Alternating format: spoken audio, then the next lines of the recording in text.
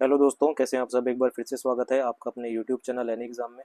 इस वीडियो में हम चंडीगढ़ सीटीयू वर्कशॉप स्टाफ के लिए मिनी मॉक टेस्ट अटेम्प्ट करेंगे। ये क्लास 19 है। तो सबसे पहले अगर आप चैनल पर नए हैं तो सबसे पहले सब्सक्राइब कर लीजिए और बेल आइकन पर प्रेस कर दीजिए ताकि आपको हमारे चैनल की नोटिफिकेशंस मिलती रहें। और जो भी कैंडिडेट्स ने या जिन भी कैंडिडेट्स ने लास्ट 18 क्लासेस को नहीं देखा है वो देख सकते हैं, आपके लिए बेनिफिशियल रहेगा एग्ज़ाम पॉइंट ऑफ व्यू से। ठीक है, तो फटाफट से शुरू करते हैं आज की क्लास। और सबसे पहला क्वेश्चन देखते हैं कि मैथ से क्या रहने वाला है। तो सबसे पहला क्वेश्चन आपको स्क्रीन पर दिखाई दे रहा है। इसमें आपके अच्छा, क्लास स्टार्ट करने से पहले मैं आपको बता दूं भाई, काफ़ी सारे बच्चे पूछ रहे थे कि एग्ज़ाम कब होगा कब होगा कब होगा। तो सबसे पहली बात तो मैं आपको बता दूं कि मैं सीटीयू डिपार्टमेंट में नहीं हूं, इसलिए ऑफिशियली मैं नहीं बता सकता कि एग्ज़ाम कब होगा, लेकिन एक अंदाज़ा मैं आपको बता रहा हूँ कि एग्ज़ाम कब हो सकता है। तो इसकी कंप्लीट डिटेल मैं आपको नेक्स्ट वीडियो में दे दूंगा। अभी मैं मोटा मोटा सा आपको बता देता हूँ कि एग्ज़ाम की जो डेट है वो अगस्त मंथ में 15 अगस्त के बाद आपको देखने को मिल सकती है। ठीक है, क्योंकि बच्चों ने फॉर्म भरे हैं, कईयों के फॉर्म रिजेक्ट भी होंगे। ठीक है ना, किस फॉर्म भी तो चेक होते हैं कि क्यों फॉर्म क्यों रिजेक्ट किस बेस पे किए गए हैं।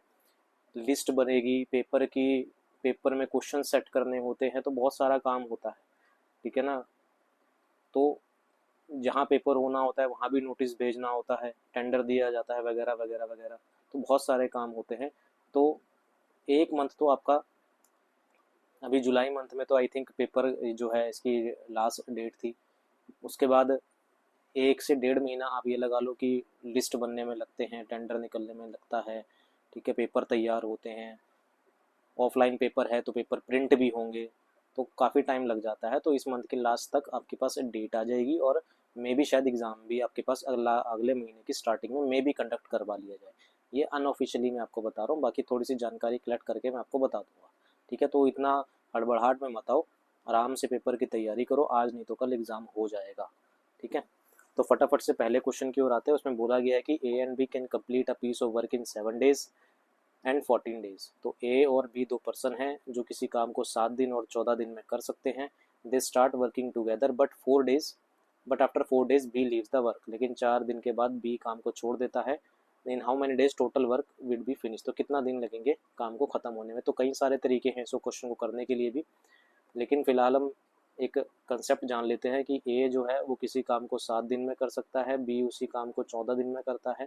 दोनों की एलसीएम लेंगे तो हमारे पास वर्क निकल जाएगा। एफिशिएंसी यहाँ पर आ जाएगी ए की 2 और बी की आ जाएगी 1।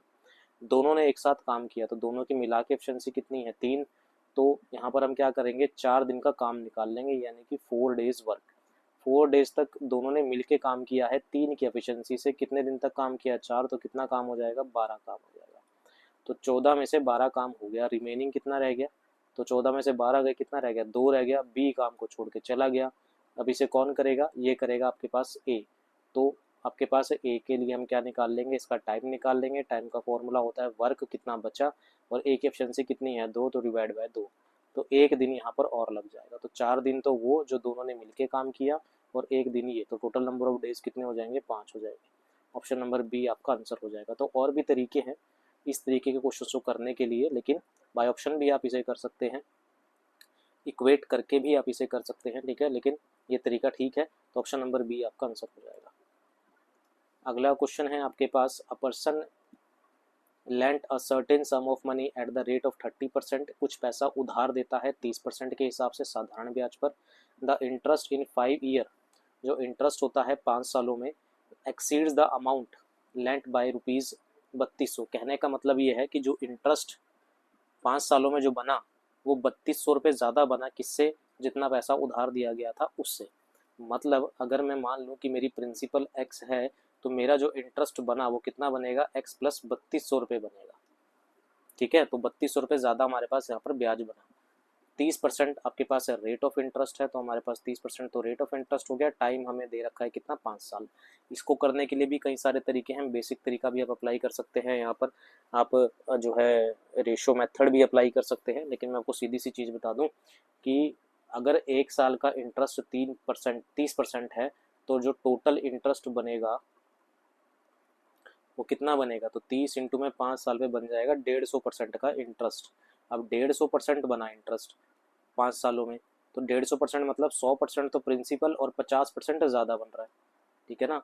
हमारे पास कितना ज़्यादा इंटरेस्ट बन रहा है, 50% ज़्यादा इंटरेस्ट, क्योंकि 100% तो अपने आप में कंप्लीट हो गया, तो कितना ज़्यादा इंटरेस्ट बना, 50% ज़्यादा इंटरेस्ट बन रहा है।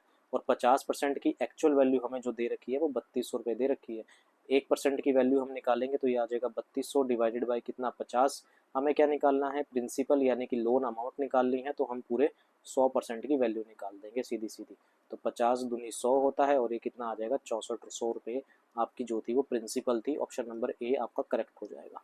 तो सीधा मेथड मैंने आपको बताया कैसे आप क्वेश्चन को समझना है, कैसे क्वेश्चन को देखना है। तो हमारे पास जो टोटल इंटरेस्ट बना वो बना था 150%, तो 100% से कितना ज़्यादा बन रहा है, 50% ज़्यादा बन रहा है, यानी कि 50% की वैल्यू 3200। 3200 1% की वैल्यू निकाल लेंगे, 1% से हम फिर 100% की वैल्यू निकालेंगे, क्योंकि प्रिंसिपल निकालना है, तो 6400 आपका आंसर आ जाएगा। ठीक है, कंसेप्ट को क्लियर रखिए।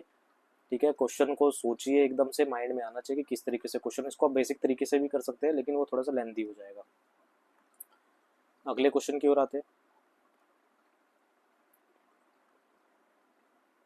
अगला क्वेश्चन है आपके पास, A and B working together can complete a job in 12 days. A और बी दोनों मिलके अगर काम करते हैं तो दोनों जो हैं वो 12 दिन में काम को कंप्लीट कर लेंगे।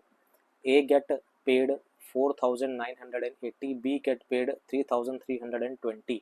तो ए को जो है वो काम ख़त्म करने के मिलेंगे 4980, और बी को मिलेंगे 3320 रुपये। अब यहाँ पर एक कंसेप्ट आपके पास माइंड में आना चाहिए, वो क्या, वो ये कि अगर दोनों मिलके काम कर रहे हैं और ए को जो है वो 4980 रुपये मिल रहे हैं, बी को 3320 रुपये मिल रहे हैं, तो आपको ये समझ में आ जाना चाहिए कि इनकी जो एफिशिएंसी की रेशो है वो इनके पैसों के रेशो में जो है वो रहेगी। मतलब अगर इनके पास ये रुपीज़ इनको मिल रहे हैं तो इनकी एफिशिएंसी की रेशो भी यही रहेगी, जो कट के जो आएगी वही इनकी एफिशिएंसी की रेशो रहेगी। तो इनकी कटिंग कर लेते हैं, तो ये 0 से 0 कैंसिल हो जाएगी। इसको हम कर लेते हैं, 8 4 12, 3 3 6 7 8, 2 पे काट लेते हैं। पहली बात, 2 दूनी 4, 2 चौके 8, 2 में 18 होता है, 2 एक में 2 13, 2 छिक्के 12, 2 छिक्के 12। आगे काटेंगे, ये कटेगा आपका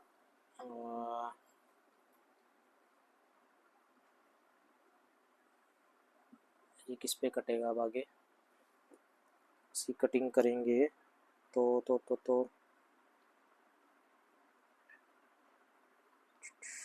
ठीक है, ये इस पे कट जाएगा। और इसकी कट के जो रेशो आएगी वो आएगी 3:2। ठीक है, 3:2 कटेगा 3, ठीक है। इसकी जो कट के रेशो आएगी वो आएगी 3:2। कटिंग करेंगे तो कट पिटा के जो रेशो आने वाली है वो 3:2 आने वाली है। ठीक है, ठीक है, 9 10 11 4। ठीक है, तो जो आपको यहाँ पर कंसेप्ट ध्यान में रखना है कि अगर आपके पास जो रुपीज़ हैं, ये जो रुपीज़ हैं वही जो हैं, जो ये रुपीज़ हैं वही जो है इनकी एफिशिएंसी की रेशो बनेगी। क्यों, क्योंकि दोनों ने एक साथ काम शुरू किया था, तो एफिशिएंसी की रेशो भी क्या रहेगी, 3:2 रहेगी। ठीक है, अब ये एफिशिएंसी की रेशो आ गई, हम यहाँ से क्या निकाल लेंगे, टोटल वर्क निकाल लेंगे। टोटल वर्क कैसे निकालेंगे, वर्क का फॉर्मूला होता है time multiply by efficiency. Time कितना है, 12 दिन है, दोनों की मिला के एफिशिएंसी कितनी है, 5, तो टोटल वर्क कितना हो जाएगा, 60 हो जाएगा। टोटल वर्क 60 हो गया। अब कहता है कि if A had alone on this job he would have completed in now in how many days. तो ए का आपको क्या निकालना है, टाइम निकालना है। टाइम का फॉर्मूला होता है वर्क अपॉन एफिशिएंसी। तो 60 तो वर्क है, ए की एफिशिएंसी 3 है, तो कटिंग करेंगे तो ए अकेला कितने दिन ले लेगा, 20 दिन ले लेगा उस काम को कंप्लीट करने में। तो ऑप्शन नंबर बी आपके पास आंसर हो जाएगा। तो यहाँ पर आपको कंसेप्ट क्या ध्यान रखना है कि जो भी इनके मनी की रेशो आएगी वही इनके एफिशिएंसी की रेशो होगी, अगर दोनों साथ मिलके काम कर रहे हैं तो। ठीक है, बढ़ते हैं अगले क्वेश्चन की ओर। अगला क्वेश्चन है आपके पास सिंप्लीफिकेशन से। तो अगर मैं इसको सॉल्व करूंगा तो 1 4/5 कितना होता है, 9/5%, और इसका 100 नीचे लग जाएगा। मल्टीप्लाई बाय कितना, 150 ऑफ, फिर यहाँ पर x आ जाएगा, माइनस में 4 तिये 12, 12 और 13 14, 14/3 multiply by 6/7 is equal to 26 divided by 100 multiply by 2500 divided by 13। ये लिख लिया मैंने, आपको लिखना नहीं है, आपको ओरली सॉल्व करना है। तो 00 से ये 00 कैंसिल, 13 दूनी 26 हो जाएगा, 25 दूनी यहाँ तो हो जाएगा 50, 7 दूनी 14 हो जाएगा, 3 दूनी 6, 2 दूनी 4, ये माइनस है, इधर का आके करेंगे तो ये 4 इधर आगे ऐड हो जाएगा। ठीक है, आगे कटिंग करेंगे, 0 से ये 0 कैंसिल हो जाएगा, 5 ये 15 हो जाएगा। ठीक है, और 5 3 15 और नहीं कटेगा ये, तो 3 सत्ते 3 में कितना होता है, 3 27, 27 बटे में कितना 10, ऑफ का मतलब multiply by x is equal to कितना 54 हो जाएगा। 27 दूनी 54 होता है, एक्स की वैल्यू कितनी आ जाएगी 20 आ जाएगी। ऑप्शन नंबर आपके पास सी आंसर हो जाएगा। ठीक है, तो सिंपलीफिकेशन आपको ये आराम से कर लेनी है, ज़्यादा इसमें टाइम नहीं लगाने की जरूरत नहीं है। अगले क्वेश्चन की ओर आते हैं। अगला हमारे पास है 2 vessels A and B contain a spirit of water in 3:8। तो कहता है कि ए के अंदर जो है स्पिरिट और जो वाटर है वो है 3:8 में, बी के पास जो है वो स्पिरिट और वाटर है किस रेशो में, 6:5 में। In what ratio should their ingredient be mix, इनको किस रेशो में मिलाया जाए, कि जो मिलाने के बाद किस रेशो में मिलाना है, मिलाने के बाद so the solution of the spirit and water in the ratio 5:6, कि जो यहाँ पर मिलाने के बाद इनके पास जो रेशो बनेगी वो 5:6 बनेगी। आपको बताना है कि किस रेशो में ये मिलाया गया है।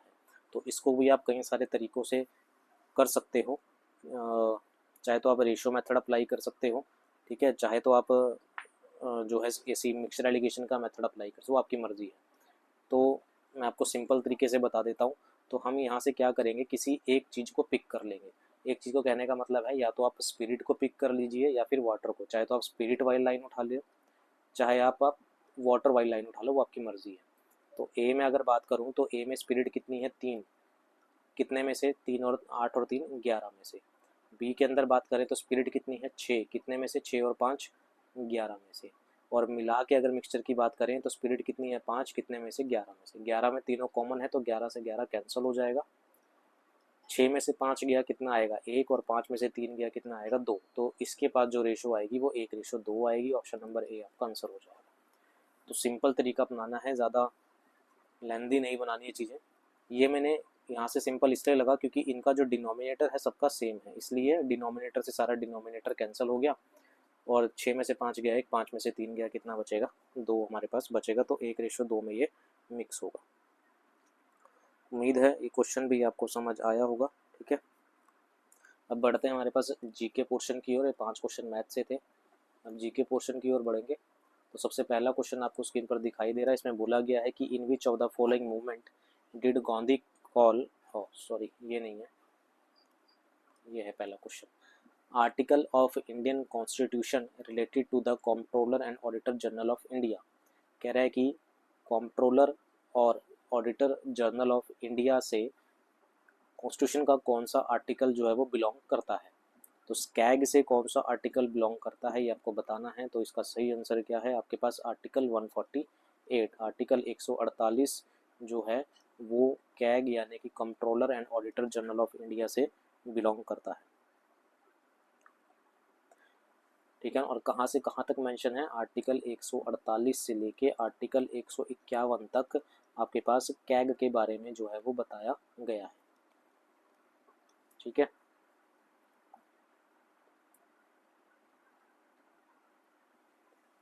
अगले क्वेश्चन की ओर आते हैं। अगला है who proposed the law of planetary motion. तो प्लैनेटरी मोशन जो था उसका लॉ किसने दिया था। Who propose the law of planetary motion, ग्रहों की गति के नियमों का प्रस्ताव किसने दिया। तो ग्रहों की गति के नियमों का जो प्रस्ताव था वो दिया था किसने, जॉनसन केपलर ने। ऑप्शन नंबर आपके पास सी सही हो जाएगा। इन्होंने ग्रहों की जो था गति का प्रस्ताव दिया था। अगला है what is the schedule of Indian constitution related to anti defection law. तो एंटी डिफेक्शन लॉ से हमारे कॉन्स्टिट्यूशन का कौन सा शेड्यूल है जो रिलेट करता है। What is the schedule of Indian constitution related to anti defection law, तो वो है आपके पास 10th schedule. Option number B इसका सही हो जाएगा। 10th शेड्यूल जो है वो एंटी डिफेक्शन लॉ से रिलेट करता है। हमारे कॉन्स्टिट्यूशन में कितने शेड्यूल हैं, 12 शेड्यूल है। अगले क्वेश्चन की ओर आते हैं। Chief election commissioner is appointed. तो chief election commissioner is appointed by, कौन चीफ इलेक्शन कमिश्नर को अपॉइंट करता है। तो सबको पता है वो कौन करता है, प्रेसिडेंट करते हैं, प्रेसिडेंट के द्वारा चीफ इलेक्शन कमिश्नर जो है वो अपॉइंट किए जाते हैं। ऑप्शन नंबर आपके पास बी आंसर हो जाएगा।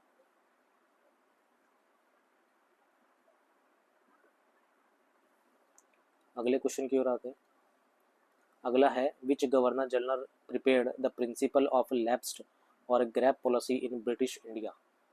विच गवर्नर जनरल का आपको नाम बताना है जिसने प्रिपेयर किया था क्या, द प्रिंसिपल ऑफ लैप्स्ड और जिसे हम ग्रैप पॉलिसी भी कहते हैं इन इंडिया। हिंदी में अगर इसकी बात करें तो बोला गया है कि किस गवर्नर जनरल ने ब्रिटिश भारत में व्युत्पत्ति का सिद्धांत या हड़पने की नीति ग्रैप पॉलिसी तैयार किया था। हड़पने की नीति किसने दी थी, तो ये दी थी लॉर्ड डलहौजी ने।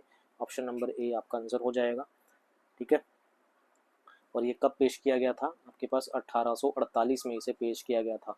कौन सी हड़पने की नीति किसने पेश की थी, लॉर्ड डलहौजी ने। अब आते हैं हमारे पास इंग्लिश पोर्शन की ओर। तो सबसे पहला क्वेश्चन आपको स्क्रीन पर दिखाई दे रहा है। इसमें बोला गया है कि द लिटिल गर्ल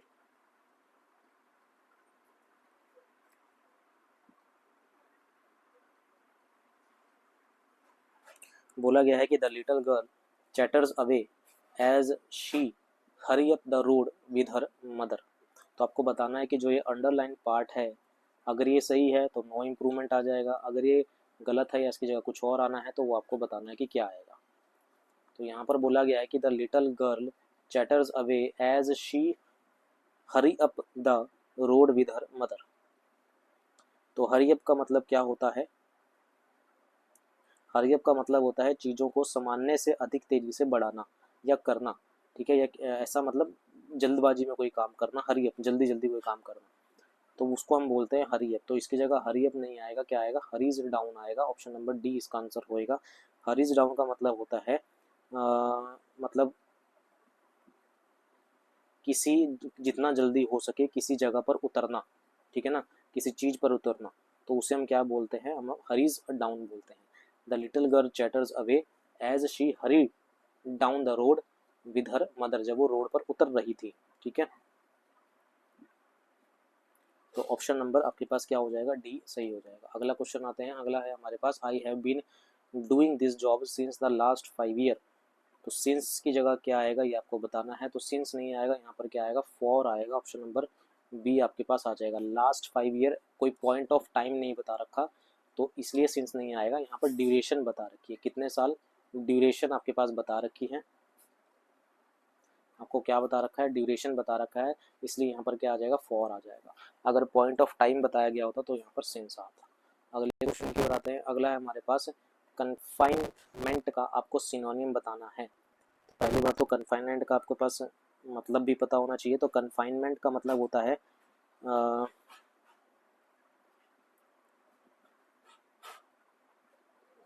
कन्फाइनमेंट होना है सीमित होना। ठीक है ना, क्या होना, सीमित होना, उसे हम क्या बोलते हैं, कन्फाइनमेंट बोलते हैं। आपको बताना है इसका सिनोनियम क्या होगा। तो कन्फाइनमेंट का जो सिनोनियम होगा वो होगा क्या, एनक्लोजर।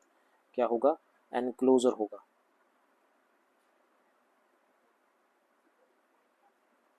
एनक्लोजर मतलब an area that is sealed off. ठीक है ना, जिसे बंद कर दिया, ऐसे एरिया जिसे क्षेत्र को बंद कर दिया गया, सीमित कर दिया गया, उसे हम क्या बोलते हैं, एनक्लोजर यहाँ पर बोलते हैं। डिसमल का मतलब क्या होता है, निराशाजनक होता है।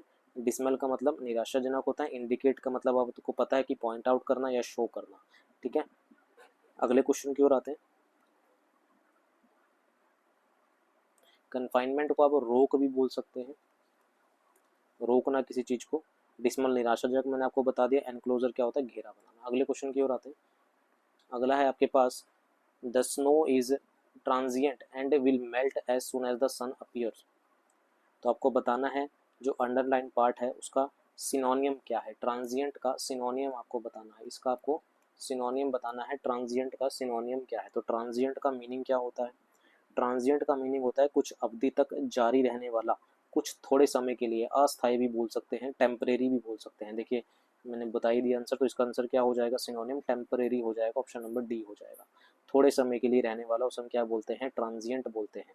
The snow is transient as will melt, थोड़े समय के लिए रहेगी क्योंकि ये मेल्ट हो जाएगी जैसे ही सन जो है वो पीर होगा। एंड्यूरिंग का मतलब क्या होता है, एंड्यूरिंग का मतलब होता है टिकाऊ, स्थायी, जिसे हम बोलते हैं। उल्टा होता है ये, एंटोनियम होता है। ठीक है, परपेचुअल का मतलब क्या होता है, परपेचुअल का मतलब होता है लगातार लंबे समय तक बने रहने वाला। अगला है आपके पास one who does not make mistake, उसे हम क्या बोलते हैं, वन वर्ड सब्स्टिट्यूशन है तो उसे हम इनफेलिबल बोलते हैं, जो मिस्टेक नहीं करता उसे हम क्या बोलते हैं, infallible. One who does not make mistake उसे हम इनफेलिबल बोलते हैं। एनलाइटमेंट क्या होता है, एनलाइटमेंट होता है किसी चीज़ को समझने की क्रिया, या किसी को कोई बात स्पष्ट या समझाने की क्रिया, उसे हम क्या बोलते हैं, एनलाइटमेंट बोलते हैं, ज्ञान की प्राप्ति जिसे हम बोलते हैं। ठीक है। प्रैक्टिकल, प्रैक्टिकल क्या होता है, व्यवहारिक जो होता है, जो काल्पनिक नहीं होता। ओमनीपोटेंट क्या होता है, ओमनीपोटेंट होता है हैविंग द एबिलिटी और स्किल टू डू एवरीथिंग, सब कुछ करने की जो है, कुछ भी करने की जो स्किल होती है उसे हम ओमनीपोटेंट बोलते हैं। तो ऑप्शन नंबर आपके पास ए आंसर हो जाएगा। तो ये थे हमारे पास आज की वीडियो के 5 मैथ के क्वेश्चंस, ठीक है, 5 जीके के क्वेश्चंस और 5 इंग्लिश के क्वेश्चन। जैसे ही आपके पास एग्जाम डेट आएगी तो हम जो है इनकी लेवल थोड़ा सा बढ़ा देंगे। प्लीज़ सपोर्ट जरूर कीजिए, शेयर कीजिए वीडियो को, ज़्यादा से ज़्यादा बच्चों को जोड़िए ताकि मैं आपके लिए और वीडियोस लेके आ सकूँ, जल्दी जल्दी वीडियोस लेके आ सकूँ। आपके पास पार्ट ए की भी आपको तैयारी करनी है, पार्ट बी की भी करनी है, और आई एम श्योर आपके पास क्वेश्चंस नहीं होंगे पार्ट 2 के। ठीक है, तो पार्ट 2 के क्वेश्चंस की तैयारी के लिए चैनल को सब्सक्राइब, लाइक, शेयर ज़रूर कीजिए, और पेपर आपका जल्दी होने वाला है, ये फ़िलहाल मैं अनऑफिशियली आपको बता रहा हूँ। ठीक है, कोई डाउट हो तो कमेंट कर दीजिएगा, मैं आपको बता दूंगा। अभी के लिए इतना ही रखते हैं, मिलते हैं नेक्स्ट पार्ट में। Thank you very much.